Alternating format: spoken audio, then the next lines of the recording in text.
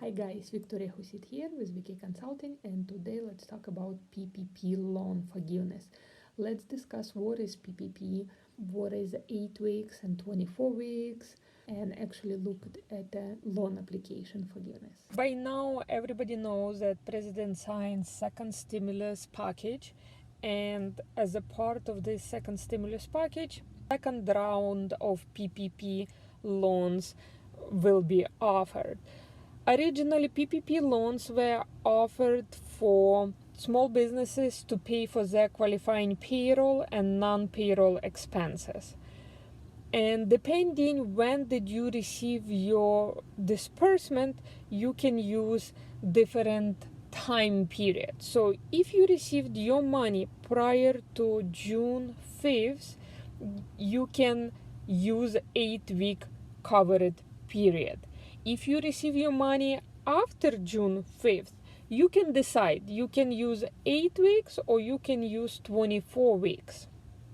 And the way it works is that use the loan for qualifying payroll and non-payroll expenses during the covered period, which is 24 weeks from the day of the first disbursement. When you applied, you used, in order to calculate your loan, it was used 60% of the loan for payroll costs, salaries, wages, commission, tips, bonuses, hazard pay, benefits, state and local taxes, and 40% for non-payroll cost, but eligible interest on the mortgages, rent, and utility. The requirements for forgiveness of a PPP loan: company had to maintain full-time equivalent employee levels, rehire employees who were furloughed or laid off by the end of the covered period, and do not reduce salaries or hourly wages by more than 25%. So if you were paying somebody, let's just say $1,000 a month, you could not reduce this person's salary more than 25%. Failing to follow these rules, it reduces the forgivable portion of your PPP loan. And then SBA came up with loan forgiveness application.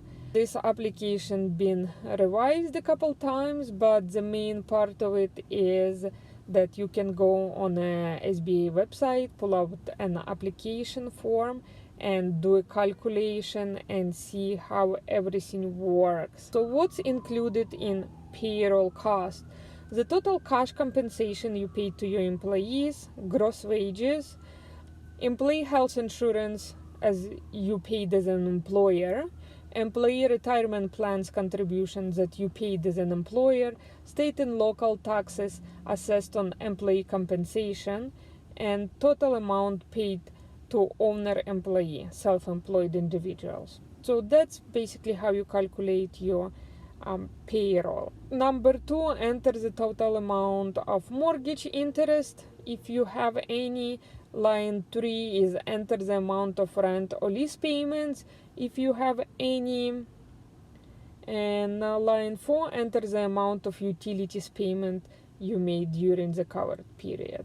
Pretty much it's self-explanatory form. So what you can do, you can either go on SBA website, pull up the application, complete it, and send it to SBA, or you can wait until the company you applied with or the bank, for example, you apply through the bank, or if you applied through QuickBooks or Square, they will send forms.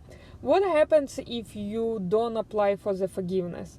Then the money that you receive converted into a loan, and you need to repay it at 1% interest, and repayment period will begin 10 months after the end of your covered period, unless you apply for forgiveness before then. If you received your loan before June 5th, your repayment period will either be 2 or 5 years loan. Initially, loans before June 5th automatically came with 2-year terms. If you applied after June 5th, your repayment period is 5 years long. Hopefully this was useful information, and you can just go on SBA website, read through the questions, do the calculations, and if you want, start applying for the PPP loan forgiveness. Thank you and good luck.